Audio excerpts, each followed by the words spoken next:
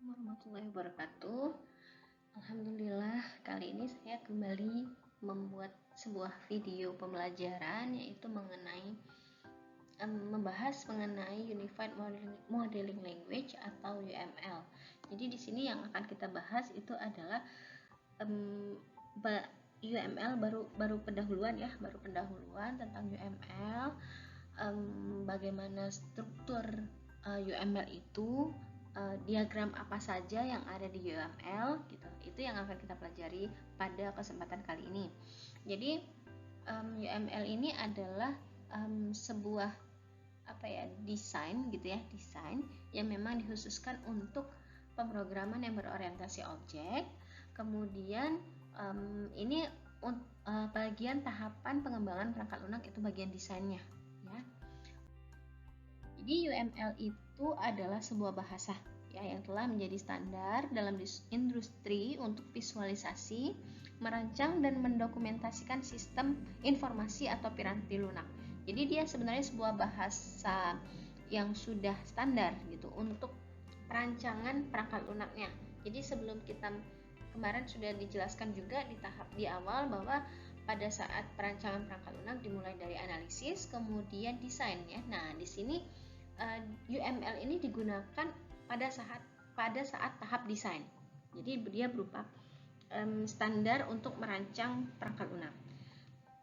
UML menawarkan sebuah standar untuk merancang model atau arsitektur untuk perangkat lunak yang mau dibuat. Seperti bahasa-bahasa lainnya, UML mendefinisikan notasi, sintak, dan semantik. Jadi dia ada notasi-notasi sendiri nanti. Oke, lanjut. UML merupakan kepanjangan, ini tadi sudah ya, merupakan sebuah bahasa berdasarkan grafik atau gambar untuk memvisualisasikan, menspesifikasikan, membangun, dan mendokumentasikan sebuah sistem berbasis objek oriented. Jadi memang seperti di awal sudah saya jelaskan, sudah saya tekankan bahwa yang UML ini memang berfokusnya untuk objek oriented. Jadi kalau program yang dibuat bukan dengan menggunakan objek oriented atau menggunakan prosedural itu tidak bisa dibuat dalam pendokumentasian atau perancangannya, nggak bisa pakai UML karena UML memang ada kelas, ada objek gitu. Dia memang fokusnya ke sana. Kemudian ada menurut Rosa Salahuddin, merupakan standar bahasa yang digunakan dunia industri untuk menggambarkan kebutuhan, membuat analisis dan desain, serta menggambarkan arsitektur ya, arsitektur dalam pemrograman berorientasi objek. Oke. Notasi UML merupakan sekulen bentuk khusus untuk menggambarkan piranti. Jadi nanti UML itu bukan hanya satu diagram, tapi ada beberapa diagram yang ada gitu dengan ada pembagi-pembaginya, ada macam-macam struktur, macam-macam UML yang ada. Setiap bentuk UML memiliki makna, punya sintak, mendefinisikan bagaimana bentuk tersebut akan dikombinasikan. Jadi di dalam UML ada sintak-sintaknya, setiap diagram ada sintaknya. Nanti bagaimana kita mau mengembangkan program atau mengembangkan struktur yang ada di dalam program tersebut. Notasi UML diturunkan ada dari 3 notasi sebelumnya, itu ada dari Grady ya, ada dari Jim, kemudian ada dari IFAR. Jadi dia ada dari OOD, kemudian OMT sama OOSE. Jadi UML itu dibentuk dari object oriented. Jadi desain, ada yang modeling teknik, ada yang object oriented software engineering. Jadi diturunkan dari sana. Nah, di sini kita belajar dulu sejarah dari UML tersebut, dari ada OD, OMT sama OSE. Kemudian dari ada beberapa penyumbang untuk pembangunan UML, ada dari Mayer juga, sehingga menghasilkan yaitu UML menjadikan ada sebuah OMG, Object Management Group. Jadi dibentuk menjadi sebuah Object Management Group. Ini ya sedikit sejarah dari. Nah, ini sedikit sejarah UML juga. Jadi sudah banyak melakukan revisi sampai sekarang gitu.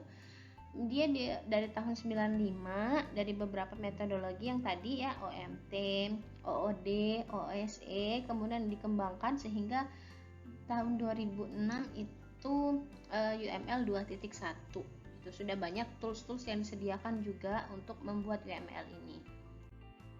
Oke, jadi di sini dijelaskan macam-macam UML. Ada 3 macam, ada struktur, ada behavior, sama interaction. Kalau struktur itu lebih kepada bentuk dari objek ataupun kelas. Jadi menjelaskan sebuah struktur statis yang dimodelkan. Kalau behavior itu apa yang bisa dilakukan oleh sistem, oleh si kelas ataupun objek. Digunakan untuk menjelaskan kelakuan. Ya, rangkaian perubahan yang terjadi, misalnya kalau datanya dimasukkan, dia akan berubah menjadi apa gitu. Kalau misalnya data yang keluar terus dia menjadi apa, itu behavior. Sedangkan interaction hubungan. Jadi saya ngomong tadi bahwa di object oriented itu kan adalah hubungan antara satu kelas dengan hubungan antara satu objek dengan objek lain. Nah, bagaimana cara mereka berhubungan antara objek itu dijelaskan pada interaction diagram. Nah, jadi sebenarnya ada beberapa view ya, dilihat dari beberapa sudut pandang. Ada use case, ada struktural, ada behavior, sama kayak tadi. Ada implementation tambahan, ada environment. Ya, jadi kayak kalau use case itu bagaimana cara hubungan antara aktornya yang sistem di luar sistem, yang siapa yang bisa berhubungan sama sistemnya. Jadi orang yang bisa berhubungan sama sistem. Gitu. Struktural yang kayak tadi, yang menjelaskan bentuk dari objek ataupun kelas. Jadi untuk structural view ada beberapa diagram. Kalau use case view tadi hanya satu diagram, yaitu diagram use case. Kalau structural view ada kelas diagram, objek diagram, komposit ya. Kemudian ada behavior ya, apa yang terjadi gitu ya, bagaimana hubungan, dan juga kalau di sini gabung sama interaksi. Sequence ada diagramnya, ada sequence, ada communication, state diagram, activity, interaction, sama timing. Kemudian implementasi ya, bagaimana diimplementasikan. Kemudian di environment itu dengan lingkungan ya, dengan lingkungannya, deployment. Oke. Ada juga kalau diagram 2.0 dia dibagi menjadi seperti ini, yang seperti dijelaskan di awal tadi, ada struktural, interaction, sama behavior.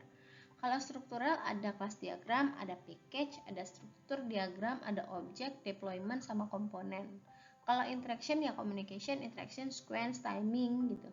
Kalau behavior ada activity, ada state machine diagram, sama use case diagram. Jadi ini berdasarkan yang UML 2.0 diagramnya. Ada juga dari analisis dan desain ya, ada dari Zaman framework. Dia dari kebutuhan, kemudian dia akan menjadi use case model. Use case model menjadi kelas diagram berdasarkan kebutuhan juga. Ini termasuk ada struktural ya. Ini kalau use case model termasuk struktural sama behavior, jadi dia gabungan ya. Kalau ini berdasarkan si Zaman framework ya. Kemudian ada activity itu termasuk behavior. Kemudian nanti akan menjadi state chart ya, bagaimana tahapan dari perangkat lunak, dia menjadi behavior juga. Kemudian komponen ya, dari state chart itu menjadi komponen dan deployment. Di komponen sama deployment itu termasuk dalam struktural ya, strukturnya. Ada sistem development, dia ada yang dibagi menjadi statis sama dinamis ya, berdasarkan kalau analisis dia dari use case model, yang menjadi kelas model, kemudian dari use case itu menjadi sequence ya, kemudian dari sequence menjadi kelas model kelas. Ada yang menjadi state sama sih seperti yang tadi. Kemudian ini desain maksudnya, kemudian di develop menjadi sebuah source code. Nah, di sini tadi kan sudah dengar beberapa diagram-diagram yang ada di UML gitu. Nah, ini ada beberapa jenis dari UML, diagram yang ada di UML. Yang pertama use case, urutan interaksi yang saling terkait antara sistem sama aktor. Jadi use case itu memang menggambarkan antara aktor sama sistem, apa yang bisa dikerjakan oleh si aktor, apa yang bisa dilakukan aktor terhadap sistem gitu. Activity, jenis diagram pada UML yang dapat memodelkan metode apa saja yang terjadi. Jadi ya, aktivitas yang terjadi dalam setiap di dalam sistem itu.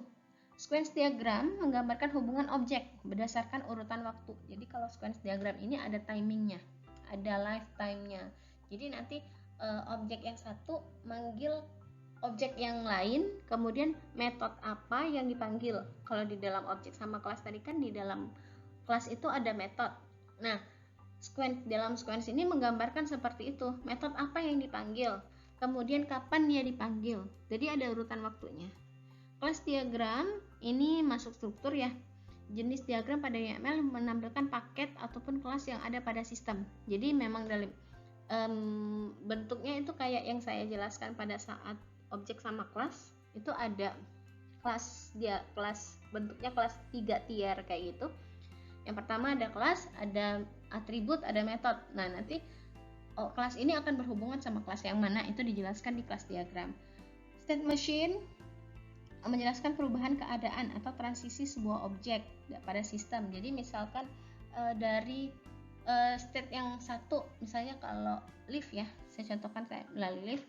Kalau state-nya dia tertutup, kemudian pada saat kapan state-nya terbuka, pintunya terbuka, nah itu perubahan state atau perubahan keadaan, dijelaskan di dalam state machine. Ini contohnya aja yang tadi. Communication menjelaskan proses terjadi suatu aktivitas, menggambarkan interaksi ya antara objek yang ada pada sebuah sistem. Itu mirip-mirip juga kayak sequence, tapi kalau sequence itu ada waktunya, kalau communication nggak ada, hanya hubungan antar objeknya aja. Deployment itu menunjukkan tata letak sebuah program secara fisik, diartikan juga bagian aplikasi yang terdapat perangkat keras dipakai untuk menerapkan suatu sistem hubungan antar komponen hardware. Jadi kalau deployment ini lebih ke kayak interface, terus bagaimana berhubungan sama komponen lain gitu, sama perangkat keras yang lainnya.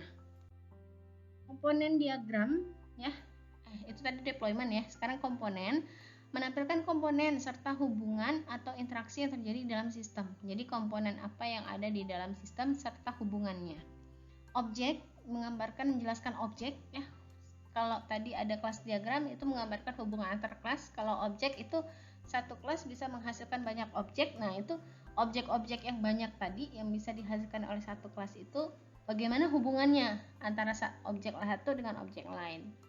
Komposit struktur internal dari komponen, kelas, dan use case, termasuk hubungan klasifikasi bagian lain dari sebuah program. Jadi menjelaskan dari komponen ya, kelasnya sama use case-nya. Gitu. Jadi ada 3 diagram tadi digabungkan, dijelaskan dari berdasarkan kompositnya. Interaction, visualisasi hubungan kerjasama antara activity diagram dengan sequence diagram. Jadi kalau tadi kita punya activity yang menggambarkan hubungan antara aktor sama sistem, terus dia ngapain ya antara aktor, terus dari sistem kerjanya apa. Kemudian di sequence kita juga ada hubungan yang seperti itu, tapi ada lifetime-nya, digabungkan dalam sebuah interaction overview diagram begitu. Package diagram itu menggambarkan pengumpulan, kalau package itu kumpulan dari kelas ya. Mengumpulkan kelas menunjukkan bagaimana elemen model akan disusun serta menggambarkan ketergantungan antar paket. Jadi di dalam, kalau Java, kalian sudah pernah bikin program Java, itu kan ada package-nya atau ada paket. Di dalam paket itu ada beberapa kelas. Nah, itu hubungan antara package dengan package lain. Jadi dalam package itu ada kelas-kelas. Nah, hubungannya bagaimana? Timing ya. Bentuk lain dari interaksi diagram, fokus utamanya kepada waktu. Jadi di sini bukan hubungan antara objeknya, tapi fokusnya lebih ke waktunya. Mirip kayak interaksi diagram, kayak gini, interaksi. Tapi kalau di interaksi ini masih juga berfokus pada hubungan antar objek sama waktu. Tapi kalau di timing lebih ke waktu, benar-benar ke waktu aja. Oke, tujuan dan fungsi dari UML dapat memberikan bahasa permodelan visual kepada user ya, dari berbagai jenis program ataupun proses rekayasa. Jadi memang visual, kalau kemarin saya ibaratkan dengan kalau kalian arsitek ya, model dari bangunan yang mau dibentuk udah kelihatan di sini. Dapat menghubungkan metode terbaik yang ada dalam permodelan. Jadi permodelan itu udah jelas hubungannya. Jadi udah kelihatan hubungan antara objeknya. Dapat membagikan model yang siap digunakan ya. Bahasa pemrograman visual yang ekspresif untuk saling berbagi model dengan mudah dan memperluas program. Jadi sebenarnya reusable, bisa digunakan kembali ya. Jadi kalau kelas itu mau dicopot, kemudian mau dipindahkan ke program yang lain atau sistem yang lain atau software yang lain, mau dibikin kembali dengan menggunakan kelas yang sudah ada, itu bisa. Ini reusable. Digunakan sebagai blueprint karena lengkap, detail, diketahui informasi yang detail mengenai coding suatu program, ya. Jadi di sini blueprint ya, cetak biru. Jadi template-nya udah jelas di sini. UML dapat memodelkan sistem yang berkonsep berorientasi objek, jadi tidak hanya bergunakan untuk memodelkan perangkat lunak software saja. Jadi memang ya itu tadi fokusnya pada OOP, membuat satu bahasa permodelan yang nantinya dapat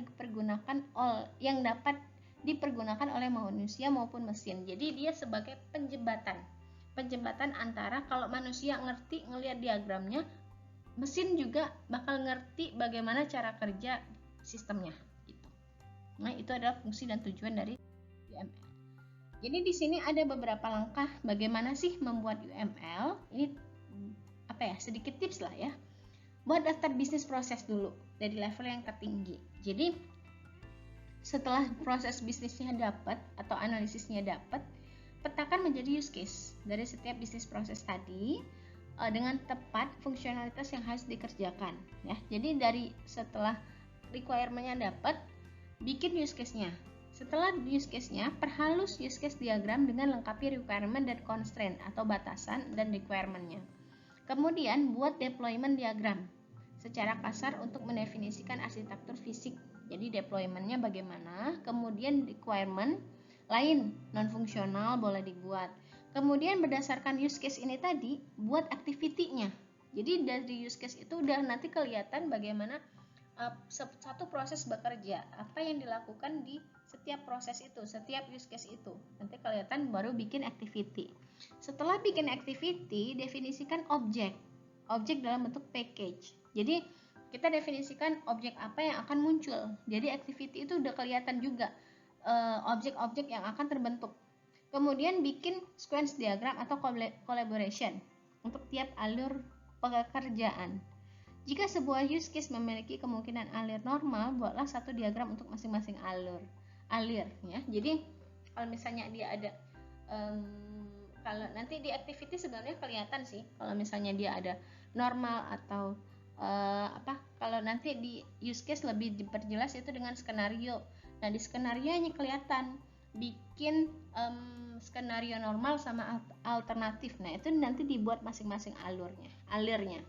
Kemudian rancangan interface, buat user interface berdasarkan skenario use case untuk menjalankan skenario use case tadi.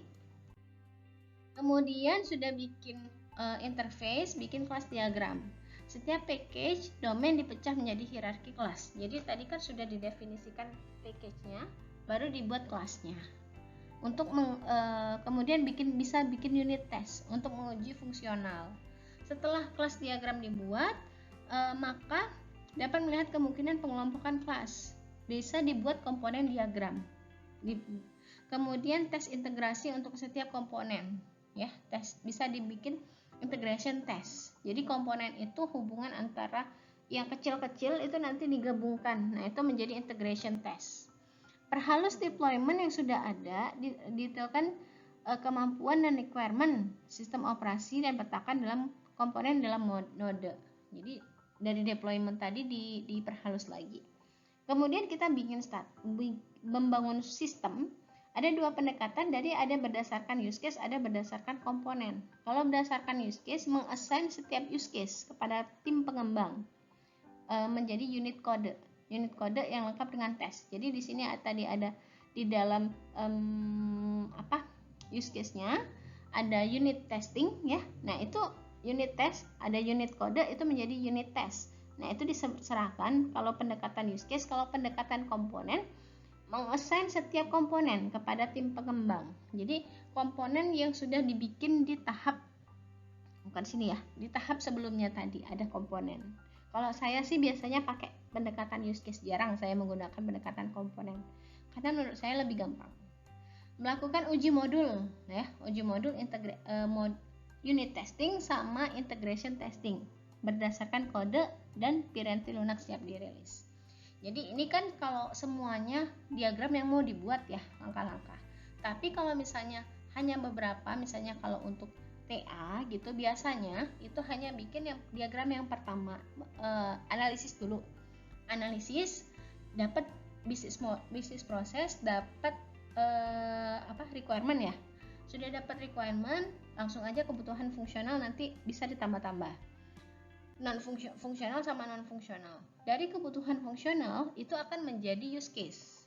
Ya, dari satu kebutuhan fungsional menjadi use case. Jadi dipetakan ke use case. Setelah dipetakan ke use case, satu use case itu akan menjadi satu skenario. Di dalam skenario ada skenario normal sama skenario alternatif. Kemudian dari skenario itu langsung bikin activity. Jadi berdasarkan skenario use case itu activity-nya lebih gampang. Kemudian setelah activity baru masuk ke bikin sequence diagram, karena di dalam activity kan udah kelihatan aktor melakukan proses klik apa gitu, terus nanti proses apa. Nah, kita detailkan apa yang dikerjakan oleh sistem di sequence diagram. Jadi sequence diagram nanti udah muncul kelasnya, kelas yang akan terlibat, kemudian metodenya. Kemudian baru dari sequence diagram bikin kelas diagram. Selesai ya. Jadi di dalam kelas diagram itu nanti kelihatan hubungan antara satu kelas dengan kelas lain. Jadi ngelihatnya nanti dari kelas diagram itu hubungannya harus sama dengan yang ada di sequence. Kalau sequence objek kelas A berhubungan sama kelas B gitu ya, atau objek A berhubungan sama objek B, berarti di dalam kelas diagram kelas A harus berhubungan sama kelas B. Nanti kelihatan di sana. Nah, itu kalau untuk TA ya. Jadi memang tidak terlalu banyak kelas atau diagram yang digunakan. Jadi hanya beberapa diagram itu aja. Jadi use case, skenario use case ya, kemudian activity, kemudian sequence diagram sama kelas diagram. Cukup itu aja. Ya, ini beberapa tools yang mendukung bisa digunakan, ataupun misalnya punya tools UML yang lain ya boleh digunakan. Mungkin ya, segitu aja penjelasan dari saya mengenai UML, pengantar UML. Kalau mau ada pertanyaan silakan di komen di YouTube ataupun langsung tanya ke saya juga boleh. Akhir kata saya tutup dengan wassalamualaikum warahmatullahi wabarakatuh.